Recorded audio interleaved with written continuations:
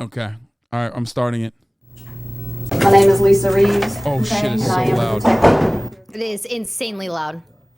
So before I want to talk to you, I want to make sure you do understand your rights, okay? And that way I can explain to you what's going on and all that good stuff. Do you understand? You understand that? Okay.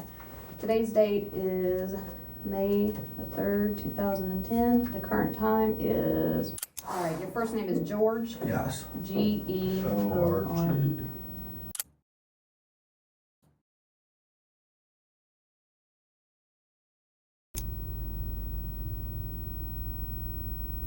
It's a Christmas miracle that we have JCS reacts again. I didn't. There's I'm sad that it's gonna end soon. Damn, they just. Way.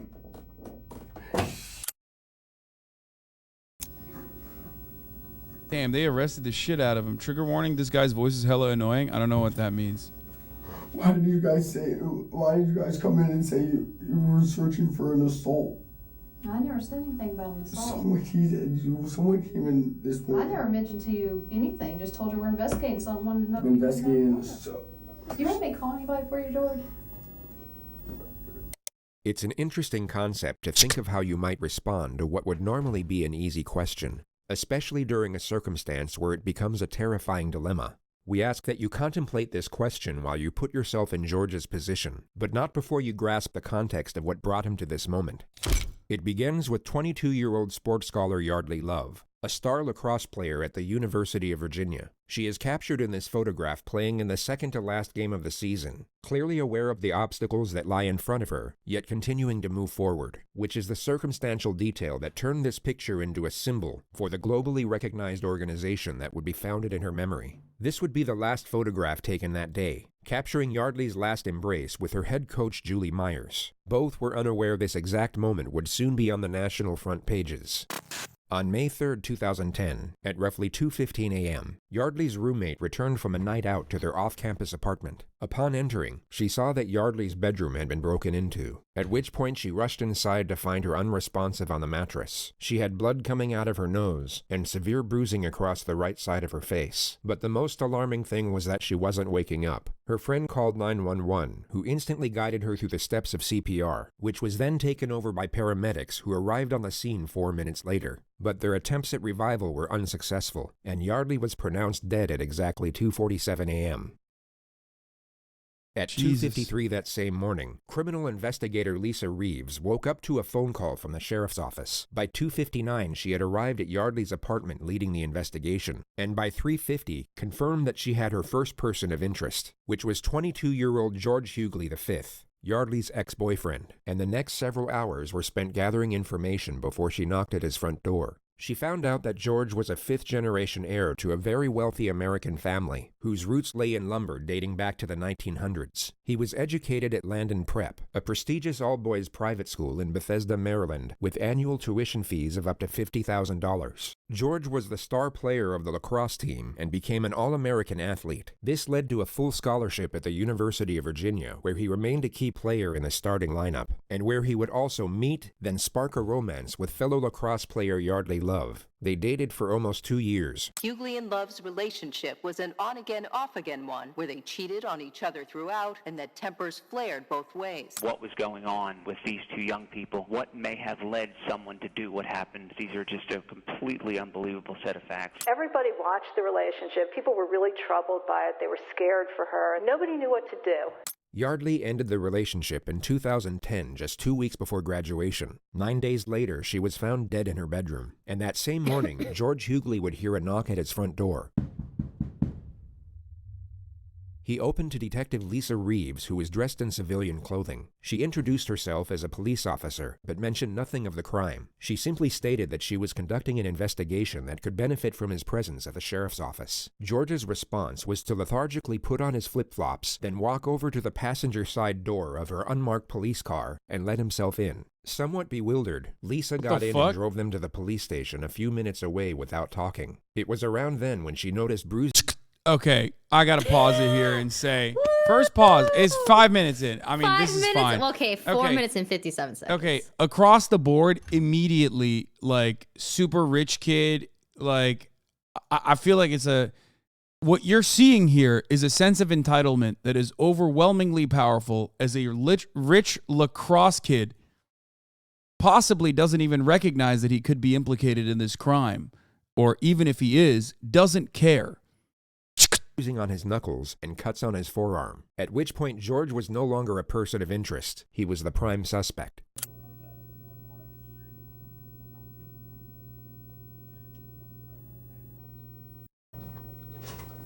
All right. Did you say you did want water, didn't you?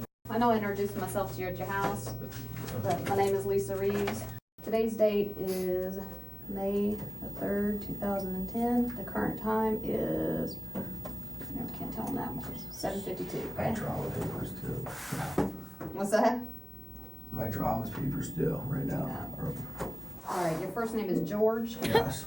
Right away, you'll come to notice that George is oblivious to the gravity of the situation, and it would be very safe to assume that he at this moment is unaware that Yeardley has died. He seems to believe that he's in as much trouble as he would be sitting in a principal's office, perhaps for getting in a fight at class or on the lacrosse field, and the sooner he provides a sanitized version of the truth, the sooner he'll get to go home. This, of course, ties in perfectly with the interrogator's opening strategy, which we've labeled warmth for the sake of this video. She will downplay the severity of his situation to a considerable degree, while maintaining a friendly temperament with a sympathetic undertone. She needs the suspect to feel safe and secure for the time being, as the less cautious he is, the more information he's likely to give away. Then as soon as he locks himself into one particular storyline, the pressure can commence, which often leads to a suspect being laden with panic and contradictions. I'm going to pause again and say that there ain't no fucking way this dude was writing his own drama paper. Rich fucking spoiled kids like this always got some nerd that they're paying like a couple $100s to fucking write their paper for them, okay? No shot. Sorry. Before we ask you any questions, you must understand your rights. You have the right to remain silent. Anything you say can be used against you in court. You Stop doing a pause counter. Questioning and have Chat. one present during questioning. If you cannot, Oh, your chat's doing it too? Provided for you. What? And if you're willing to talk to us now, you're going to stop talking to you.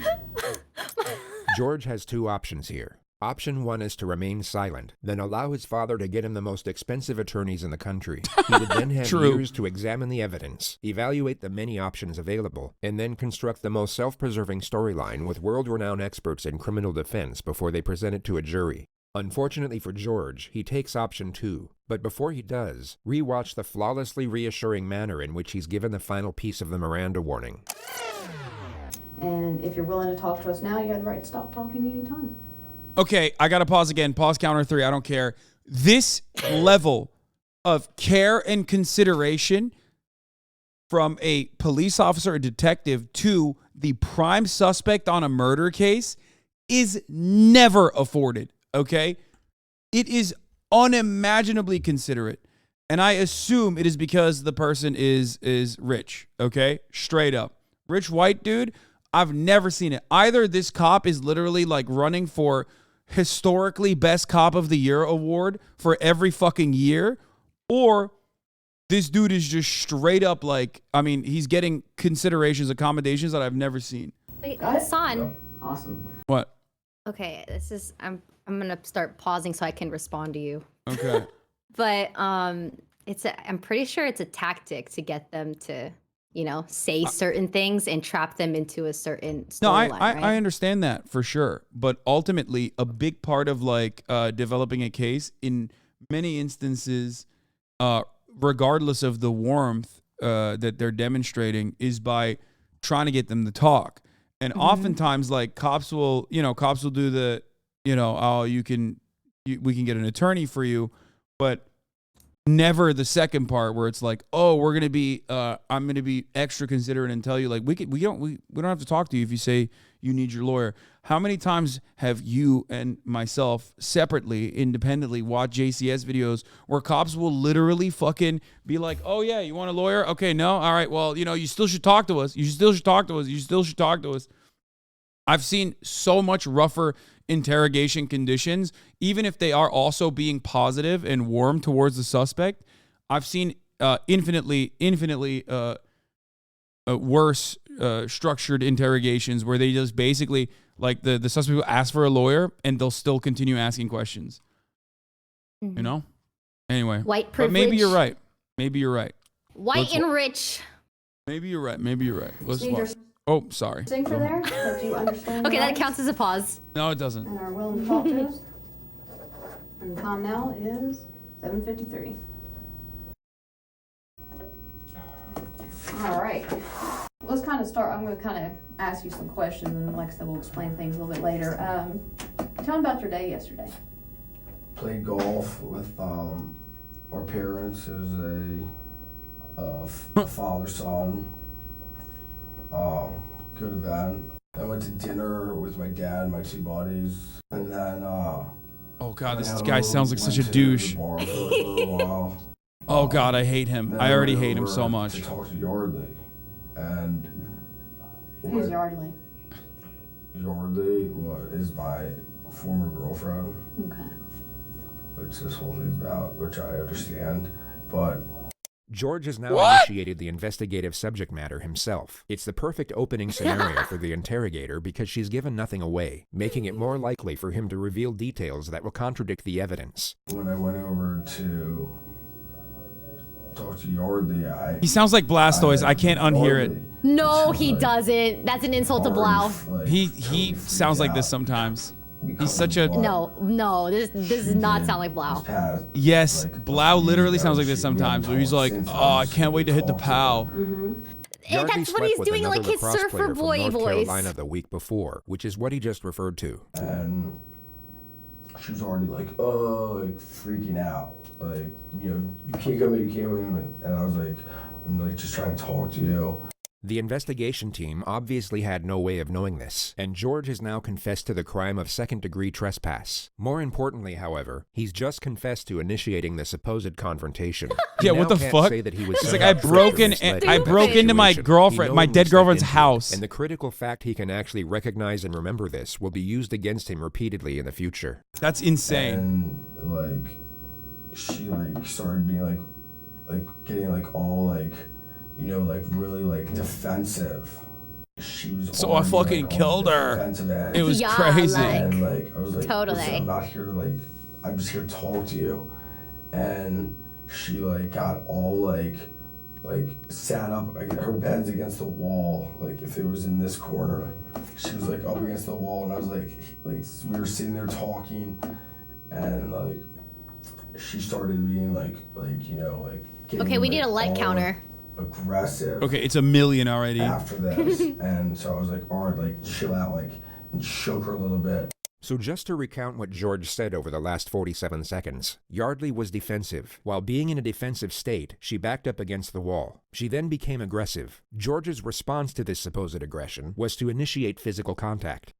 And she started being like freaking out, and I was like, listen, I'm not like here to do anything. I'm here to talk to you. What the fuck? about Why would you think everything that? That's ensued in the past week, and she was like, and like sort of like being like, no, like hitting her head, like stop, like she was in the corner, I was sitting on the bed, I was like, stop, like, I was like, Yeardley, like, what the hell, like, we were just gonna talk. So let's go back Oh, half I a minute hate and him dissect so what actually much. just happened there. And so I was like, all right, like, chill out, like, and shook her a little bit. He will now say the words, and she started being like, then simultaneously mimic a body colliding with the wall. He will then stop himself mid-thought and subtly modify the detail. And she started being like freaking out, and I was like, listen. And she started being like freaking out. Oh, good He goes catch. from illustrating Yeardley hitting the wall to, as he states, freaking out. And He seems to realize mid-sentence this isn't the best way to explain her injuries, so he changes the detail to buy himself time. And she started being like freaking out, and I was like, listen, I'm not like here to do anything. I'm here to talk to you. He carefully shifts the topic from Yeardley to himself, and keeps it there for 8 seconds before attempting to re-explain what occurred in a more self-preserving manner. And she was like, and like sort of like being like, no, like hitting her head, like. No jury on the planet will believe that Yeardley was voluntarily slamming her head against the wall with enough force to cause fatal brain damage. All George has done here is give away the fact that Yeah. he knows Yeardley has sustained some type of head injury, and now lied on By record the way, about a how brilliant, it was inflicted. brilliant detective work, just letting Like, this what idiot the hell, speak. like, we were I mean, just trying to actually. talk, and like, it was not at all like a good conversation because Oh yeah? she was already like because I was slamming her head against the wall. See me there. Okay. What happened next? What happened next? And she just kept hitting her head against the wall while she was sitting on the bed. And I was like, I grabbed her and I like shook her. I was like, stop! Like we need to like, and looked at her. I was like, we need to like talk about this. And like, I mean, I was on holding her arms and stuff, but like I never struck her. I never like What? hit her like in the face. What the or fuck? anything. Why is he saying that? Keep talking. She was so like, oh, I mean, what's the word? Like, you know, like flop. This motherfucker. What is he saying? This motherfucker has. He's insane. This is like levels of self-report that I have never seen before. He just straight up, like, sometimes we'll watch a psychopath get interviewed by a detective and interrogated by a detective. And I mean an interview because they want the detective to know what they did. They're proud of it. This guy is just so profoundly stupid that he basically said he did the murder and then thought he could get away with it by saying, I just like thought the visor off and I definitely didn't do the murder.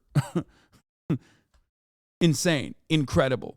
Also, one other thing I was going to say is this motherfucker's never written an essay in general. He can't even craft 3 sentences together without tagging on like 18 likes. He doesn't know she's dead. I mean, it doesn't matter. I'm saying like he basically is like self-reporting that an assault, that he assaulted his ex-girlfriend. He said former girlfriend. Doesn't matter that he's not aware that she's dead. What matters is that he's aware that he's being called into questioning because of an assault charge, most likely. Okay? If he doesn't know that she's dead, like, is she having a seizure? Is that why she's like? Because the way he's like describing her as like hitting her head against the wall herself and flopping, like he was making like the arm movements. Yeah, I don't know if he knows she's dead or like the medical examiner did they has say declared that? her dead or not. I don't think the detective has said anything yet. No, the detective has said nothing so far. So I don't think she said he's that. kind of doing all the work. It's crazy. Yeah, I mean, he's carrying the burden here because, like I said, profoundly privileged and most likely has never been in any real trouble, or if he got into trouble at school or whatever, his parents have probably been able to get him out of it. So he doesn't understand the consequences of his actions right now. A fish out of the water, like so, like all this, and I was like, listen, like I'm not here to like fight with you or like do anything, like I'm here to talk to you, and she's like, no, like get away from me. Oh my gosh. You have to leave, like all this stuff. And I was like, all right, like fine, like, but like I want to talk to you after all this, and like I was like a little. Yeah, the detective is applying a technique called "let him cook." You know, my former girlfriend who something happened last week, you know, and I was like, all right, like, well, so we were like talking over there, and I mean, somehow I was resting her on the floor, and I was just like, stop, and I was holding her.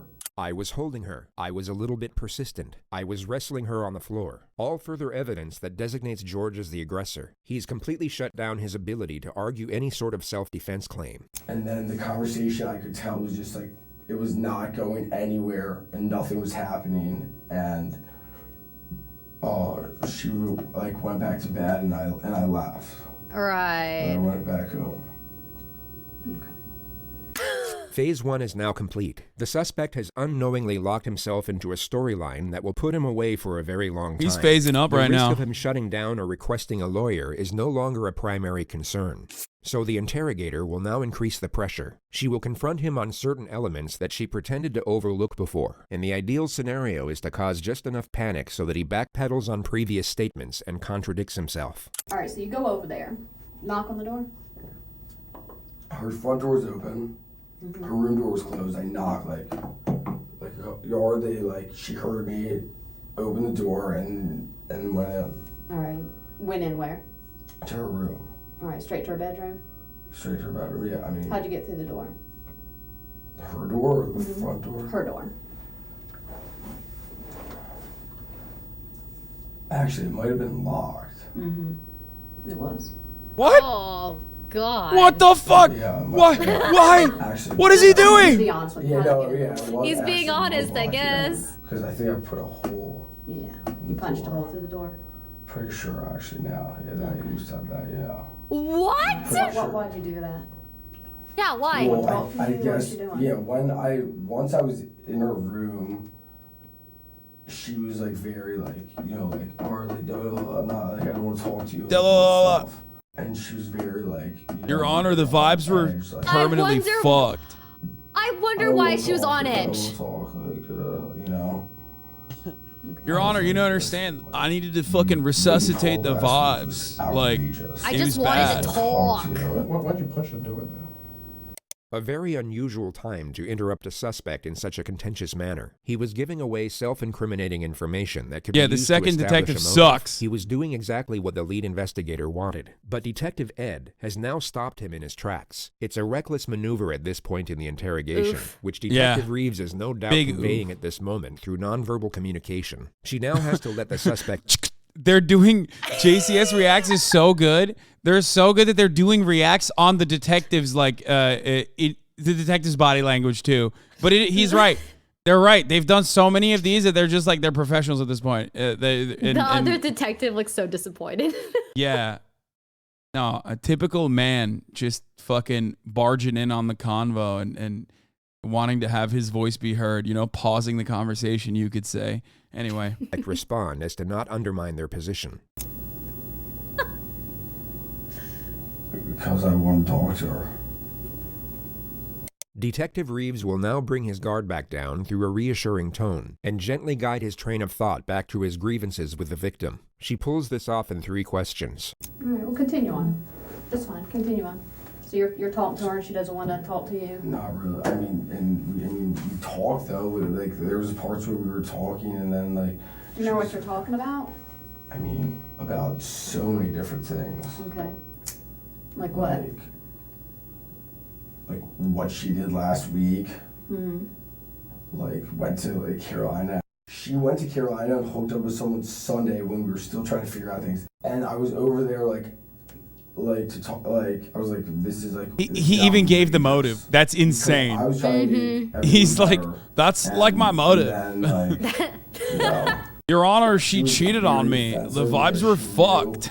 Like how upset I was because I've told her like through emails like how upset I was like about what she did, and so I was like, and I sat on the edge of her bed. I was like, listen, like I want to talk to you. Like what you did was bullshit. Like that's not like okay. And I was just like and she's like not like you know she's like you know sort of pushing everything that she did to the back burner and like talking about like you know like trying to like put everything that she did like wasn't important. It kept going to the point where she like I was like, listen, like you're like we have to figure like out what's going on. And she was like, I'm not talking to you. And then she like pushed me, like get out of here, like go. And I was like no, and like I was like be like we have to talk, like so like get like when you're doing that, what are you holding on her? on her arms, On her arms, like maybe up here. like shoulders, yeah, Shoulders. like be like come on, like you know, and that's when she was like wiggle and like be like get away and like you know like hide get in the corner like really like What the fuck? aggressive, like defensively almost. Even his like the way he's And- describing it, like and he then would I- still and then she get ended- I think she was punishment back in for bed, assault and I at this left. I was point. like, this is Yeah. not going anywhere. How'd she get back in bed? We were like wrestling and we stood up and I tossed her, I pushed her onto the bed. I was like, go to bed. Tossed Like, her onto I was the hoping to bed. get her. Did you touch her neck area at all? Did you choke her at one point? Oh my I god. may have grabbed her. Oh a my little god. by the neck Oh when come, we were, like- dude. But I never like strangled her. Okay. But I mean, during the whole like commotion, you know, like I might have grabbed her neck, but I never was like strangling her. Okay. More detail that was unknown to the investigation. The fact that he grabbed her neck can now be used as evidence. It paints a more frightening picture of the incident with relation to the suspect's He aggression is going toward to the victim. super jail. This was an Oh my extremely God. damaging revelation for Super George's jail. defense. The discussion moves to the moment he left, and George admits that he took Yeardley's laptop. Why'd you grab her laptop? What? Because I was so pissed that she wouldn't talk to me. I was like, I don't know. I like took it almost as like collateral, I guess. I don't know. It's not. His dad's reasonable lumberyard did logic, not produce but- enough wood to get this guy out of jail. I can tell you that. Did you take anything There's else? no besides the shot. laptop?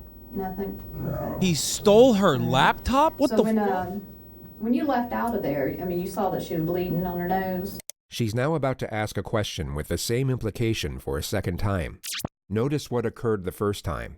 Did you go back and check on her at any point? No, I did not. Okay. Did you try to call rescue or anything to make sure she was all right? No, I did not. No. Why? The face of bewilderment, if there ever was one. It's very strange that he's so taken aback by such a Caught in question, 4P. especially when you take into account the possible outcome if he had actually called for help. One medical expert revealed in the courtroom for the very first time that following Yeardley Love's brutal beating, had George Hughley or anyone else called for help, she might have survived. I didn't think it was like I didn't think that she was like in need of like going to the emergency room. She just got, I mean, like. What do you think that? I don't know. I mean, I don't. Didn't you say when you were, and correct me if I'm wrong, when you were shaking her, her head was hitting the wall? Well, that was in the beginning. That was initially when I walked in. Like she was like up in the corner, like saying, get out of here, like, you know, like this. Mm-hmm. Like, At any time when you were shaking her, did her head bang the wall? Put yourself in George's position and imagine Yeardley had in fact self-inflicted her injuries. You would perhaps say something along the lines of, absolutely not. I wasn't hitting her against the wall, but like, Dude, she's, what like, the sitting fuck? there in the corner of like, if it were like, Oh, like this, no, and no, Oh I my- totally, like, you wait. know, and This I'd be guy's like, so stupid. Maybe he like, literally what the did not fuck is that realize about? that she Like, was that's actually such in need bullshit of, that you like do that, you know, like, emergency such a, help. like, bullshit This guy's move, like, pretty would- dumb. would, like, you know, like everyone like he never like, what are you like doing like that, like. Okay.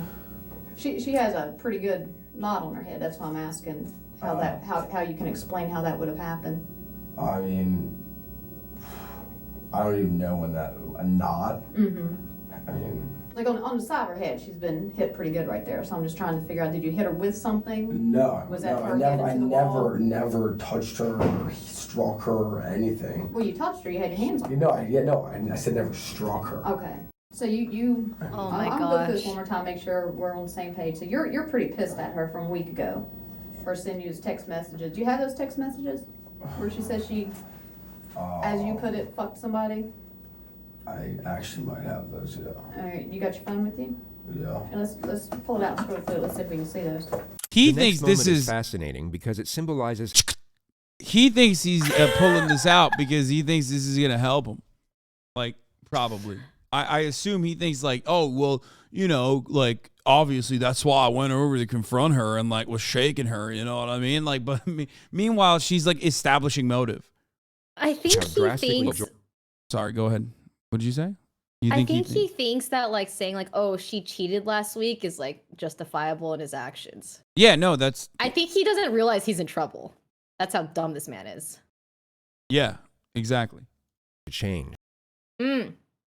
That, The that interrogator second will pause doesn't invade his count. personal Yeah, that space to counts. make sure That's he's two not extra deleting pauses. No, I was anything from doing his it. phone. It was a courtesy Soon after pause. that, she will take the phone out of his hand and place it on the table. Actions that would be completely unacceptable in almost any other circumstance.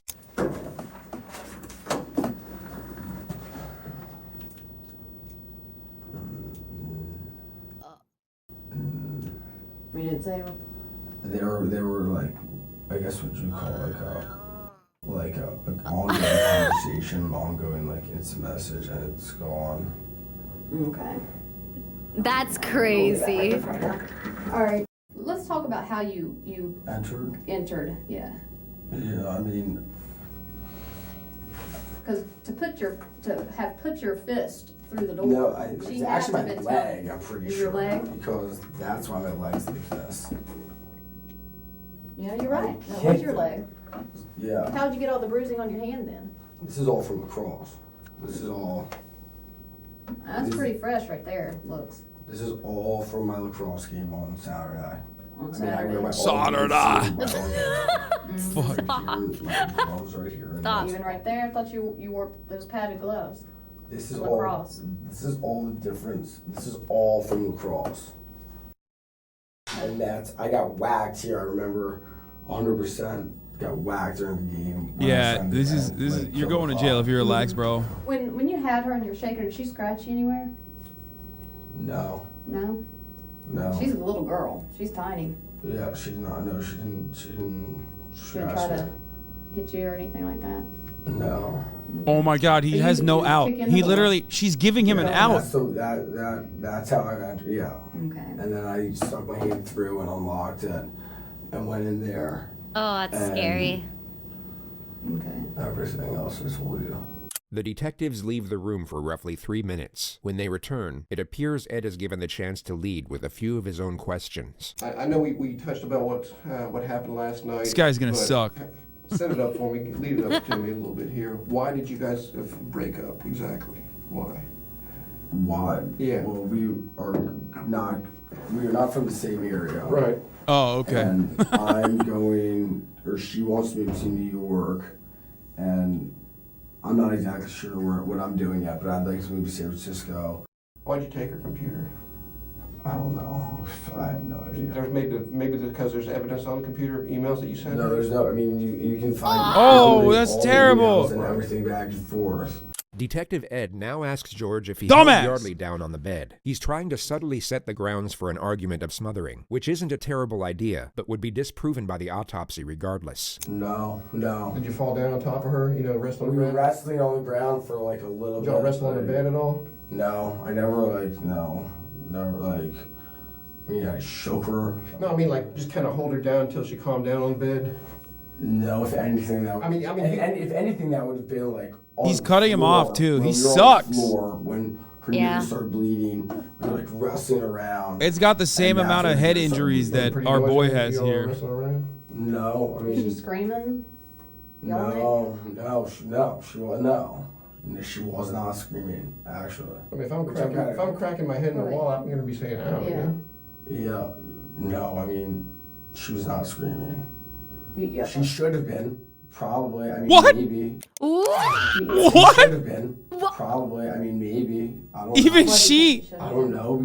I mean, well, she was screaming when I first came into the room. She was like, "No, I'm not talking to you. Get the fuck out of here," all that. But At any point, before you said you, and this was your words, you said you tossed her on the bed and then you left. yeah, All right, at any point before that, did she lose consciousness? no. Okay. What happened after you tossed her on the bed? Did she move? Talk about, say something? I mean, I literally tossed her on the bed and turned around and Tossed her on the ground or tossed her on the bed and Tossed her on the walked bed. out the door. Okay. So when you tossed her back on the bed, in your mind, she was bleeding, but you said she was bleeding out her nose, and you didn't feel like you needed to call rescue No, after that, after banging her head and no, shaking her and blood coming out her nose on the floor. No. There's nothing about You missed anything that I want to ask him right now? there's nothing about going to get anything or going. I don't know why I took the computer. George rambles about why there was no reason for taking the laptop for another 20 seconds, during which time Detective Reeves decides that enough information has been attained. Phase 2 is now complete, and the fate of Yeardley is about to be revealed. These moments in interrogations are Finish considered him. important for the purpose of gauging a suspect's response. It's believed that a sharp and sudden revelation can make it difficult to fabricate emotion. So in theory, this will cause a suspect to provide either a genuine response or a relatively obvious disingenuous response, which often comes in the pretense of shock or remorse. I mean, I guess that's where my logic was at, but which is. Well, I have to tell you I think something. I know why you took the computer. In the midst of what would have been a flawlessly executed moment, Detective God, Ed jumps back Ed. into the laptop mystery. The suspect has essentially confessed to murder. This really wasn't the time for regurgitated conjecture over a petty theft misdemeanor, which Ed was clearly being advised of once again through nonverbal communication. This is insane. You all right? Go ahead. No? She's dead. You killed her, George. Throw Ed in jail too, honestly. She's dead. I think you knew that already. No, I did not. In our opinion, George is being truthful here, and Yeah. we believe the interrogator feels the same way in this moment. I don't think he fucking. I don't think he knew. Yeah, he's dead. so fucking stupid. I think he's being truthful. How Yeah. the fuck is she dead? Because you killed her, George. How the fuck is she dead? Because you killed her. George appears to be going through a delayed response. It's so foreign a revelation that it's yet to sink in. Once the shock settles, he refuses to accept it, and this denial appears to be a momentary coping mechanism before the reality of the situation truly hits him, which will happen at this time in the footage. Oh my god. She's dead? Yes. She's dead. Yes. She's dead. She's dead. How? How? I already told you how. You already told us how as well. How is she dead? You just told us. Oh my god. Bro, you slammed her head against the fucking wall. Like, yeah, that's how she's dead. What an idiot. You went in there to talk with her, but it got out of control, right, George? The detectives will now add further pressure to keep him talking. Suspects will often divulge information in these moments in the panicked attempt to save themselves, and in doing so can They're shut trying to do down a good more cop, bad credible cop, but it's storyline they literally haven't like thought up yet. good cop, bad cop, Alcohol got skill hold of you. wise. You kicked in her door. She started to fight with you. You punched her in the head, or you cracked. She's not dead. You cracked She's her not head. dead. You She's cracked her not head in dead. the window or in the wall. not dead. She is. She's not dead. I ain't BSing you right now. It's serious. I want to see her. She's George, not look at dead. me. George. She is dead. You were not here to dance with us. You're here because she's dead. The alcohol. I don't believe it. I don't believe It's it. true. Dude, I didn't. I don't believe that she's dead. How did you? I don't believe that she's dead. How I is she- don't believe that she's Did dead. you punch her? Did you hit her? How? with She's, in the there's wall? no way she's dead. She's not dead. I didn't. I never did anything. I did not. All right, let's calm down. I did not like hurt her. Like she's not dead. Let him calm down. Just out of protocol, what we gotta do is stand up for me, George. Go ahead, put your hands behind your back for me. Turn around. Relax. It's all right. Relax, you'll be alright. You cannot relax when you're handcuffed, She's not okay? dead. That's Tell me fucking she's not bullshit. dead, please. Will you tell me she's not dead? Relax. Please, will you tell me You she's know what? not I wish dead? I could tell you that, George. 22-year-old. 22. And her life is done. She's not. I can't. I did Oh, not it's so do sad. anything like that. Oh my god. There's no way. There's no way. There's no way. I do not believe it. I do not believe Also, it. classic cop moment. Let's calm him down by handcuffing him. No way. There's no way she could be dead. It's her. Either the head trauma or asphyxiation. There was no asphyxiation. Okay. Oh my god. He Oh doesn't my god. notice. Oh He my doesn't god. deny the head trauma. Yeah. I'm not- What was she doing the last time you saw her? She was like standing up with me. She was standing up with me. She was standing up with me, looking at me. Was she standing or you She were was holding her? standing up, looking at me. Okay. Not Aw. dead. I know she's not dead. I know 100 million% she's not dead. I did. She cannot be dead. I know it got out of hand, George. No, it didn't. It didn't. And she's like, no, like, get away from me. You have to leave, you have to leave. I was like a little bit persistent. I Was she mean, screaming? she should have been. I didn't kill her and leave. I didn't just, oh my god. I didn't kill her. I did not kill her. I did not kill her. I did not. There's no way I didn't do it. No way.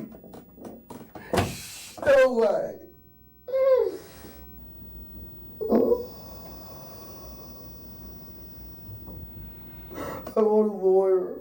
I don't believe this. I don't believe this. There's no way. There's no way. There's no fucking way. So what, should I talk to someone? Who do you want to talk to? Anyone. A lawyer. One will get appointed to you. Okay, what do I do now? Go to jail? Yeah. What? All right, George, right now, I know you no longer want to talk to us, that's fine, just let you know something. We're working on a search warrant right now, and what it is we're gonna have to collect some stuff from you, like what's called a buccal swab, okay? She wasn't screaming because she was dead? No, she wasn't dead, actually. Like, that's kind of an important part of this, is that if he had called 911, she would have survived. For an assault. I never said anything about an assault. Someone She could have been saved, but she I probably don't was like have to do anything, so just tell severely them we're concussed and investigating having something. internal bleeding Do you want me to call anybody for you, George? from the head trauma. At the start of this Hassan. video, you were asked to What? think of what you would do in this Just pause the video. situation. Oh, now Maybe you try and imagine what Just would be going pause through it. And Now- I know now you you're want me to pause trying- it. You just don't want to rack up your pause counter. Be honest. Just pause it. Okay, well, you and paused just it say last what you have time. to That was say. a year. You paused it, and then I accidentally unpaused it. So that was you. You paused Well, it. because I can't hear, and also I can't hear you either. And just pause it. If you want to say something, just pause it. Okay. Well, All right. And also, every time you talk, that's an extra pause for your that's counter. great. Okay, we're just like making an rules extra up as we 5. go along. That's bullshit. Anyway, we're gonna rewind 10 seconds, And what were you saying? and I don't even remember what I was saying, so it doesn't even matter because you just kind of cut me off there a little bit. It's fine, but I'm sorry. I'm so sorry for interrupting you. no, it's okay. But yes, no, I do like pausing. Okay. Yeah. Just Anything, just moment, as you might just gain a restorative outlook from both knowing the answer while not having to answer this particular question. But there is, of course, no possible way you will gain anything close to the newfound perspective George has acquired in this moment, which unfortunately for him is no longer of use. want me to call your dad? This is, we call it mom. Your mom? Is that who you'd like me to call? Can I talk to her? Mm-hmm. Can I talk to her? I don't know about that. What's your mom's name? What's her number? 301 96. Okay. How? Did you want me to call your dad? Or just her? She will tell her. Mm-hmm. She can tell her everything. Okay. How?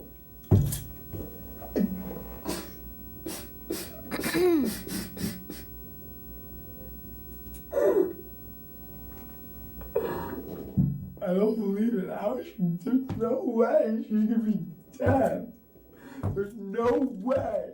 Calm down. There's no way. There's no I guy legit is believe. so I believe stupid. it. Like, I think he's just a fucking idiot. I mean, he's abusive. He's a murderer, and I legitimately believe that he did not think he murdered her Yeah, I until think this he's- moment.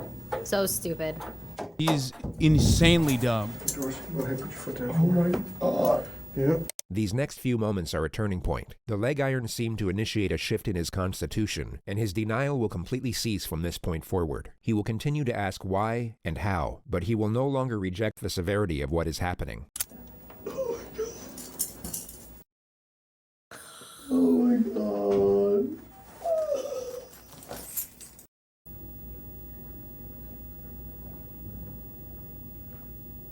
Yeah, maybe don't break into someone's house and keep trying to talk to them when they say no, Yeah, I mean, or shake them. or fucking slam their head against the wall. Yeah, that too. Another thing that I was thinking of is like, he might have even done this. He might have been abusive like this in the past as well, which is part of the reason why he was like so surprised that this Hey, you know the time rest he of my ended up life? killing her. You know what I mean? Am I in here the rest Yep. of my life? In this room? No, jail.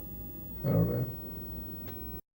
Because like, there's no way you just like pop off one time and start fucking. Never said you were, bud. That's someone who is comfortable being abusive with their partner. I'm sorry. Mm-hmm. You call my mom? No, yes. Yeah, you do want to talk to her.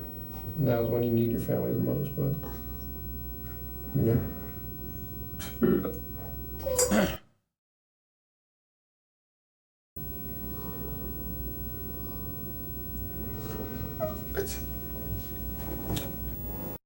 I didn't even.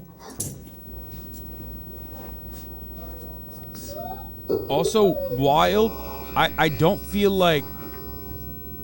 Oh, I was gonna say I feel like he has no remorse, but I guess he was does. taken to the regional jail soon was after so this moment. He would go on sad. to plead not guilty to murder and was held without bond for almost 2 years awaiting trial. It began on February 6, 2012. Well, testimony is now underway in the murder trial of the former UVA lacrosse player accused of killing his ex-girlfriend. For the first time, I'm gonna pause again. You know, they never use fucking bad photos in these situations too. Like they always use like a good photo, like a vanity photo, when it's like a rich kid like this. You know what I mean?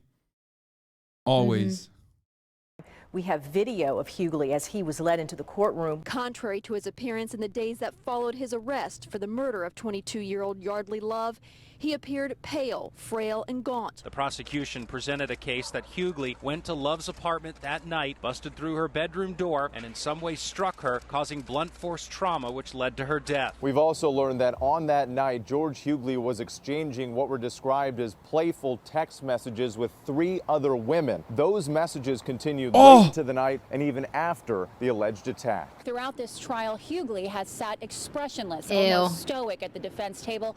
All of that. And this motherfucker was like already trying to move on, and oh my God, bro. Okay, listen. Well, they were both cheating on each other. Like Okay, he literally acted on his emotions, and it's like big baby when he doesn't get his way, but he's such a hypocrite. I'm so mad. You don't just abusive relationships develop over the course of a long period of time oftentimes, and it ends up piling on top of one another. It's like here and there. First it's yelling. Maybe the first time you establish physical contact is like an escalation, right?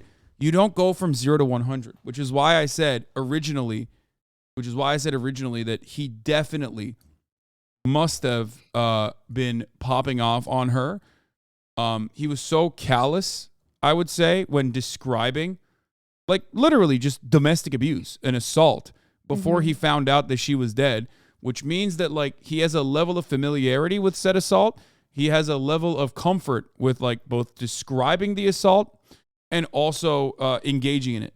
So I'm fairly certain that this is probably a routine offense, which is why he was so shocked as well, because he's like, oh, well, it didn't happen the prior times that I fucking hit her. You know what I mean? Yeah. Yeah. That is my suspicion. I think you're right. My second suspicion is that he will get like affluenza style lighter charges than you normally would in this circumstance. That changed today. As this police interview was airing, Hughley began crying, was often pinching the bridge of his nose with his hands and looking down as he listened to the sound of his own hysterical voice. I did not kill her. I did not kill her. I did not. In court Tuesday, Hughley's defense faced an uphill climb. The most riveting testimony came from former UNC lacrosse player Michael Burns, who testified that one time while visiting UVA, he heard some yelling for help from Hughley's apartment. When he opened the door, he said he found Hughley with his arm wrapped around Love's neck, choking her. Hughley then let her go, and she ran out of the room crying. A variety of medical experts took the stand this Wednesday, and they all seemed to agree that Love's death was the result of blunt force trauma to the head. This was followed by highly distressing witness testimony from Yeardley's neighbors. The noise was so loud, this was such a violent death that they heard it downstairs. Oh my God, that's Kimberly Guilfoyle. What the fuck? That's crazy. Sorry, that's California Governor Gavin Newsom's wife that is now married to Donald Trump Jr. Sorry, That's crazy. It's unrelated to everything. Pauses plus 2 pauses for that. Okay, well, I mean, I'm running out the clock because like it's already, we got like 3 minutes left. You know what I mean? And also on top of that, you don't have to hear this part because viewers at YouTube don't experience this, but it's the top of the hour, so I'm gonna run a 3-minute ad break. Oh, we can't relate. No, we can keep going through it because if they want an uninterrupted broadcast experience, all they need to do is subscribe, which they could do for $5 or for free with the Twitch Prime, or by getting gifted a sub. Here's the 3-minute ad break now. And it sounded like a stereo crashing to the ground. Wait, that's messed up. That the jury. You can't play the video while half your audience is watching ads. It's not half my audience. Luckily, most of my audience is subscribed already, so. We should wait for them. Okay. That's crazy. There's only 2 minutes. Ting, thank you for the 5 gifted subs. Yeah, there's more people who are subscribed to my audience than not, and they're mad now that we are not continuing with the. Okay. You're right. I'm sorry. We right. got to cater to the payers. Yeah, exactly. Jury knew that she was alive for 2 hours before she died, indicating that if George Hughley had come to his senses, he could have gone back there, called 911, and possibly saved her life. Still, the driving argument for the defense is that George Hughley never intended to kill. They say this was all a tragic accident, that he does not he intended to deserve bruise, a life sentence, but instead fuck her up a little bit, lesser not kill. charge Come on. and a second chance. Guilty of second-degree murder. And Thank you you, will hear the Dean Beamy, sentence for the 5 momentarily. A 26-year prison term came down. George Hughley was brought to court to hear What his an lawyers idiot. plead for the judge to cut in half the 26-year sentence recommended by the jury. Judge Edward Hogshire did trim it back, but by just 3 years. The jury in this case recommended 26 years. The judge changed it to 23. Probably a small difference, but why would he do that? It's surprising, isn't it? Yeah, Considering this why is a would he woman do who that? was beaten to death in her own bed. We think that George was convicted of a crime inconsistent with the facts, and he received a penalty inconsistent with what the evidence would require. There are no winners in this case. With credit for the time that George Hughley has already served in jail, and if he gets time off for good behavior, he could be out in 18 years. And the family for Yeardley Love has put out this statement saying, "We find no joy in other sorrow. We are relieved to put this chapter behind us."